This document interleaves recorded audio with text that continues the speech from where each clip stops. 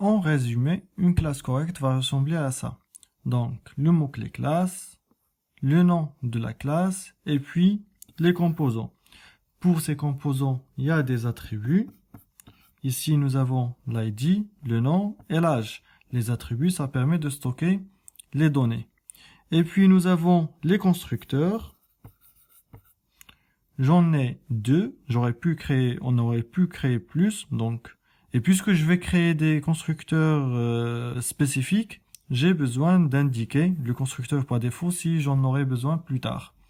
Du coup, j'ai un constructeur qui n'initialise rien dans les attributs de l'objet qu'on va créer et un constructeur qui initialise le tout.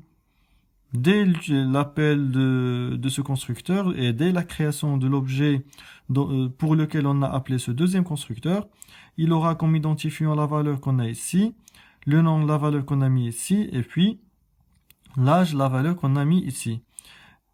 Et bien sûr, on aurait pu avoir plus de constructeurs que ça. Un constructeur qui n'initialise que l'ID, un autre qui n'initialise que le string et que le nom, et puis un autre qui n'initialise que l'âge ou bien deux de ces paramètres. Bon, ça dépendra du besoin de votre problème.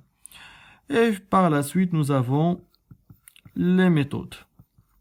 Et en exemple, j'en ai mis qu'une qui s'appelle affiche âge. Donc, en général, une classe, ça ressemble à ça.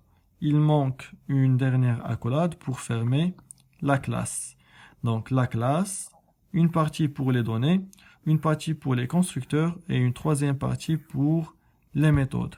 Par la suite, au niveau de la fonction principale, main, on ne fera que l'utilisation de cette classe, c'est-à-dire la création des objets, leur initialisation avec les constructeurs, et leur manipulation avec les méthodes qu'on a déjà implémentées.